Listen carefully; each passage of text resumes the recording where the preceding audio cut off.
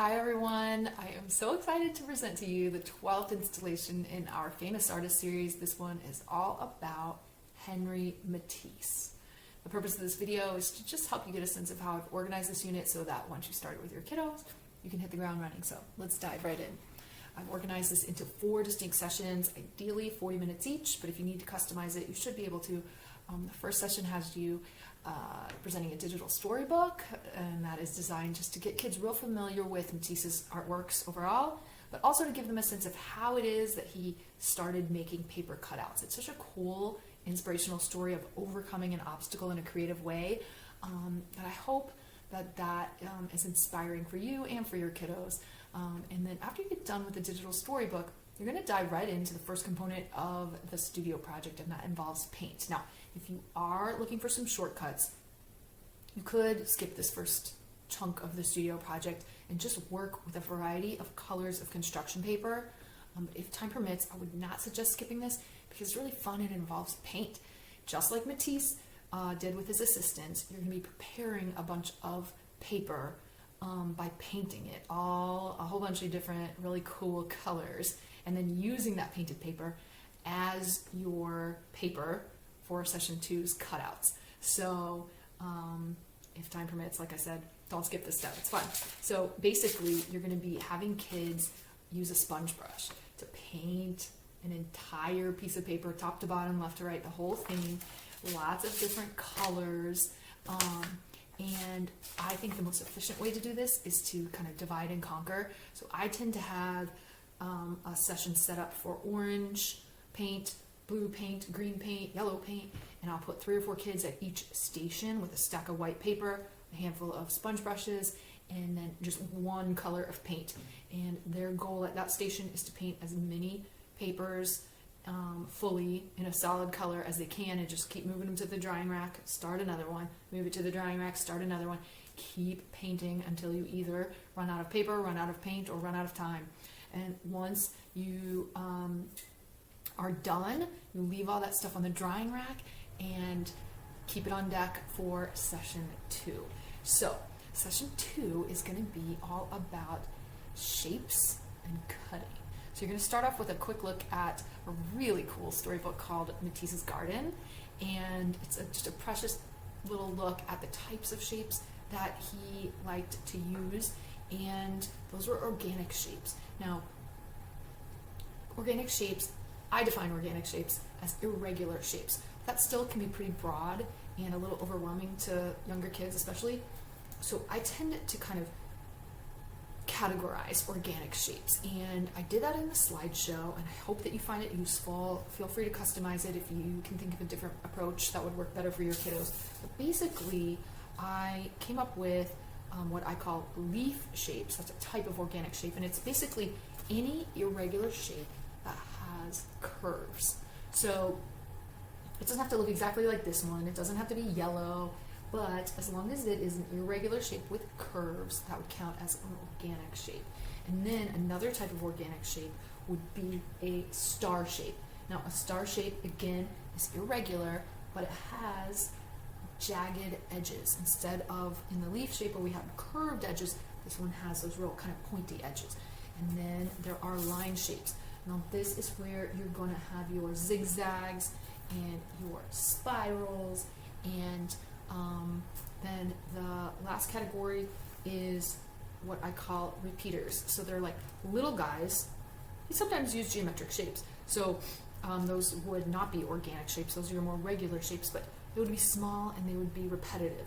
And so if you can get kids to think sets of like 5 to 7 little shapes, that will be useful. So basically, you're going to kind of help define those shapes and really try to check for understanding that kids can identify a curved organic shape versus a jagged organic shape versus a line type of shape. And also even leftover shapes. So these are also something you see a lot in Matisse's work, and so there's something we're going to try to include too. Now, that would be called negative space, by the way. We got positive space and negative space. It's kind of like the shape itself and then the shape around the shape. So I set up kind of a little bit of a structure, and I I hope this doesn't come across like we're aiming for some kind of cookie cutter, everybody has the same outcome. But because the whole nature of this lesson is really cutting practice, kids benefit from a little structure in my experience. If you hand kids all that gorgeous painted paper that you made in session 1 with a pair of scissors, they're going to cut their little papers up, but you're going to end up with what looks more like confetti. And confetti is beautiful, but it's not going to be super useful for you in session 3. So what I like to do is kind of give them some very specific guidelines for what they're going to be aiming for once they go to the tables and start to cut out these shapes. So I tell them to aim for 3 leaf shapes and 3 star shapes. Now they can be different colors, they can be different sizes, just anything that has a jagged edge, pointy parts counts as a star. So just 3 of these. 3 leaves, 3 stars, 3 lines, and then a set of repeaters. And then if they want to toss in some leftovers, they can do that too. And so I kind of, that's an ambitious list that I included in the slideshow. If kids don't get all the way through that list, of course that's okay. They're welcome to share shapes with other friends. You can kind of cut some backups that they're welcome to come pick through if they didn't quite get the full list complete. But you want them to have sort of an ambitious goal so that they are busy trying hard and practicing cutting for the remainder of the session. You don't want someone just, cutting one line, putting it in their back and saying, I'm done, now what? So it's kind of purposely ambitious. Now, before you set them free to go try to tackle this list of goals, you want to talk to them about scissors. That's an important kind of extra thing to add in before you set them free. And that scissor talk is really all about scissor safety and just kind of making sure everyone's on the same page about how to hold a pair of scissors and just how this tool works. You can even show them, I have a little video, I think it's on session 3 maybe, that shows Matisse working with scissors, and he has some really huge scissors that are kind of fun to see him working with. But basically I include a little song, open shut, keep your thumb on top, point the blade away from you, this is how we cut. I have other songs relating to scissors in our membership area of the website, so if you want to use a different one, or if you know another one, please share it with us. But basically you want the blade away, you want thumb on top, and I'm a lefty, so you might be doing this backwards, and you want the elbow up. This is what we're aiming for. Never want them, I see kids all the time doing this like crazy, like the most bizarre grips, or they'll be kind of like, doing this kind of thing, aiming back for themselves, and they just get all kind of caught up in it. And so they seem to appreciate a little extra guidance to make sure they're holding it right. And then the other thing you might want to model, and there's some cool videos online where art teachers are talking directly to kids that you can utilize if you want to, or you can just model it yourself. But you want the kids to get in the habit of holding the scissors, doing the chopping, like stationary. You're not moving the scissors around. Keep the scissors in one spot and move your paper around. So if you wanted to cut zigzag, the scissors are staying still. The paper is what is moving, right? So you just kind of get them, and while they're working, you're going to be circulating around the room, checking very carefully like a hawk for good technique, and constantly give them some good feedback when you see them doing what it is that, holding it the way you would like to see them holding it, and just correct in a friendly way anytime you see them sort of falling off that, because their general nature is to want to turn those scissors in on themselves, and so you should constantly remind them, nope, blade points away from you.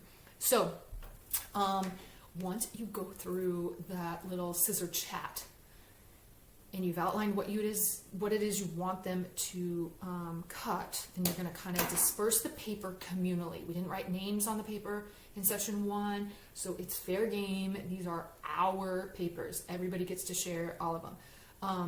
And they just pick up a paper, try to cut out what they want, and then once they get a little batch going, you can have them start to collect what they've cut into a big Ziploc bag that has a little post-it note with their name on it. Once you run out of time, you save these bags and keep them on deck for session 3.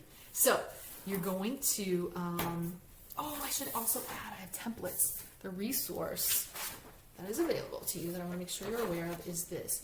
I have leaf templates. I have star templates. There we go. And I even made some line templates. And if you think your kids would benefit from this, print a couple of these out, cut the pieces in like cardstock paper, and then just randomly spread them out in the room so that anytime a kid is struggling, it's a little bruised to the ego, they don't really want to kind of admit they need some help, they could just pick up a template, a stencil, sorry, and place it on their painted paper and trace it. And maybe that's all they need to kind of just have a little more guidance for cutting. Sometimes they might really need you to sit with them and kind of work through it together, but sometimes that stencil is all it takes, and giving them the ability to solve that problem independently is huge. So take advantage of that if you want to. But then for session 3, we're going to go over some fun facts. And I think that's where I put the video of Matisse working with a link to the video where he's using these massive scissors, and it's just kind of cool to watch. But in that same video, you see him kind of starting to play with his own composition. And this is what session 3 is all about, is composition. How are we going to arrange these shapes that we cut out onto a piece of paper? So you're giving them a plain black piece of construction paper. I go for 9 by 12, that's flexible. But then you're going to have them lay that black paper on their table and then get their Ziploc bag full of shapes and then empty them all out. And then they're basically going to spend some time without any glue on deck. Just explore different composition options. You're going to show them a Matisse where the pieces all look somewhat random, the way they're placed. And then you're going to show them some Matisse cutout paint collages where everything looks extremely symmetrical. And so you have them try, can you come up with a picture that shows some real particular specific balance? And have them play for a few minutes with their arrangement. Have them focus on overlapping or layering, putting different colors side by side, and how do they react to each other, different types of shapes near each other. Just kind of really hone in the idea that they have choices. That their best idea is not necessarily their first idea. So you want them kind of playing, but once they've had a little ample time to kind of explore their options, then you set out the glue, and that's when you get them to kind of commit to a composition. So you want them to end up with a composition they feel good about. They do not have to include all their shapes in this. They can share shapes, they can delete shapes, they can do whatever they want, but they also can think about what's the top. So maybe this is where they want to write their name, and once they write their name, then okay, this is the orientation. But maybe they want to turn it this way, and maybe they want to turn it this way. It's up to them. Just encourage them to kind of experiment with it a little bit. Sometimes an unexpected, orientation sort of stands out as the best one. So if they're not ready to commit, of course, they can always write their name on the back. And that's it for session 3. And so the 4th session, as always with my setups, is very important in my opinion. But if you have to cut something, you can cut some corners on the 4th session. The 4th session has nothing to do with creating the studio project. Session 3 is the end of the studio project. But session 4, I don't love to see people cut this one off, because in terms of, a whole picture, big picture, art education, you really want kids having an opportunity to reflect on their work, assess their work, display their work, review the steps that went into this, review what they've learned about certain artists. So that's what session 4 is all about, and it's important. So I encourage you not to skip this part if time permits. And the kids enjoy it. They enjoy reviewing and kind of showing what they learned and putting their stuff on display. So you're going to start off with a review. I put some review suggestions in. Use those if you like them. Come up with your own if you want to. There's blank templates in there that you can make use of. And then also the art show. You just spread out all their artwork, have the kids gather around, talk about what they see. I put some questions in there to guide that conversation. If you find that useful, use it. If you don't, that can be an organic conversation that just sort of flows naturally with whatever the kids want to respond to. And then the last step is the assessment, the self-assessment. Now, if you're like me and you don't have a lot of ink, printing paper, and all that kind of stuff, you might not want to print the self-assessment out and give one to each kid. For me, I have, over 500 students, so that adds up pretty fast. But if you're working with a small group and you can afford to do this, then print out this assessment. And it just is a great opportunity to have kids reflect on each step, all the parts that went into this. They're little, and so this feels like it's been dragging on forever. It's only been 4 sessions, but the first statement in the self-assessment says, I made painted paper. So you're having them think way back to when they painted that paper and just thinking, how was I that day? Was I productive? Did I contribute to that? And if they were, they give themselves a smiley face. If they weren't, they maybe give themselves something less than a smiley face.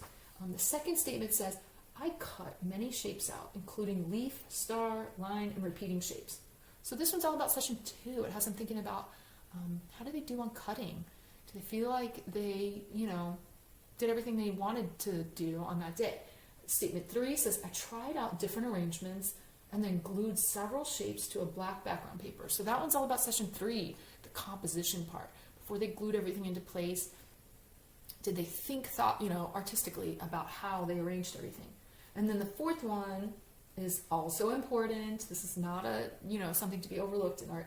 I used my materials carefully and I tried my best on this project. So this one's all about effort.